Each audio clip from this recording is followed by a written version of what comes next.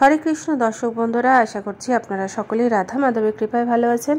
আজ আমরা শ্রীমদ্ ভগবদ গীতার নবম অধ্যায় রাজগুজ্জ যোগের 14 নম্বর শ্লোকটি পাঠ করব। এর সাথে সাথে অনুবাদ এবং তাৎপর্য বিশ্লেষণ করব। আসুন তবে শুরু করা যাক।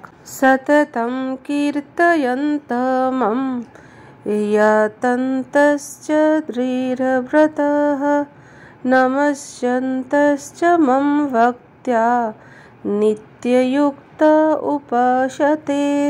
অনুবাদ: দৃঢ়ব্রত ও যত্নশীল হয়ে সর্বদা আমার মহিমা কীর্তন করে এবং আমাকে প্রণাম করে এই সমস্ত মহাত্মারা নিরন্তর ভক্তি সহকারে আমার উপাসনা করেন। তাৎপর্য: কোনো সাধারণ মানুষকে একটি ছাপ মেরে মহাত্মা বানানো যায় না। তার লক্ষণসমূহ এখানে বর্ণনা করা হয়েছে।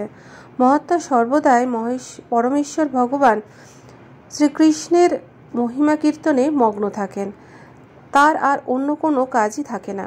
তিনি নিরন্তর পরমেশ্বরের মহিমা কীর্তনে নিয়োজিত থাকেন। পক্ষান্তরে বলা হয় যে মহাত্মা কখনোই নির্বিশেষবাদী হন না।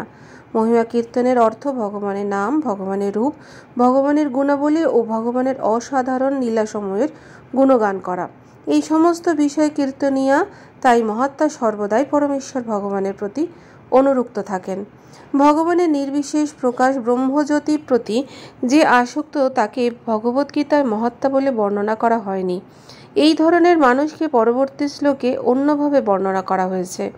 শ্রীমদ্ ভগবতের বর্ণনা অনুসারে মহাত্মা সর্বদাই ভগবত ভক্তির নানা রকম কার্যকলাপের মগ্ন থাকেন। তিনি বিষ্ণুর মহিমা শ্রবণ করেন এবং কীর্তন করেন এবং কখনোই দেবদেবী বা কোনো মানুষের মহিমা কীর্তন করেন না। সেটিই ভক্তি। শ্রবণং কীর্তন বিষ্ণু এবং শরণম, সর্বদা বিষ্ণু শরণম করা। এই প্রকার মহাত্মা 5টি দিব্যরসের যে কোনো একটির দ্বারা ভগবানের সঙ্গে অন্তিমে নিযুক্ত হওয়ার উদ্দেশ্যে বদ্ধপরিকর। সেই উদ্দেশ্যে সফল করবার জন্য তিনি পরমেশ্বর ভগবান শ্রীকৃষ্ণের সেবায় সর্বতোভাবে যুক্ত থাকেন। সেটিকেই বলা হয় পূর্ণ কৃষ্ণ ভাবনামৃত।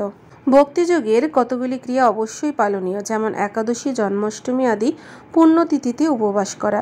এই সমস্ত বিধিবিধান মহান আচার্যদের দ্বারা তাদের জন্য নির্দেশিত হয়েছে, যারা চিন্ময় জগতে প্রবেশপূর্বক পরমেশ্বর ভগবানের সান্নিধ্য লাভ করবার জন্য যথার্থই আগ্রহী। মহাত্মারা এই সমস্ত বিধিবিধান কঠোরভাবে পালন করেন এবং তাই তারা অবধারিতভাবে বাঞ্ছিত ফল লাভ করেন। এই অধ্যায়ের 2য় শ্লোকের বর্ণনা অনুসারে এই ভক্তিযোগ কেবল সহজসাধ্যই নয়, তা অত্যন্ত আনন্দের সঙ্গেই সম্পাদন করা যায়।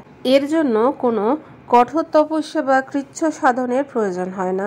সদ্গুরু তত্ত্বাবধানে গৃহস্থ, সন্ন্যাসী অথবা ব্রহ্মচারী রূপে যে কোনো স্তরে এবং পৃথিবীর যে কোনো জায়গায় পরমেশ্বর ভগবানের উদ্দেশ্যে ভক্তি সাধন করবার মাধ্যমে যথার্থ মহাত্মায় পরিণত হওয়া যায়। তাহলে দর্শক বন্ধুরা, এই ছিল আমাদের শ্রীমদ্ ভগবদ গীতার 9ম অধ্যায় রাজগুজ্জ যোগের 14 নম্বর শ্লোকে তাৎপর্য।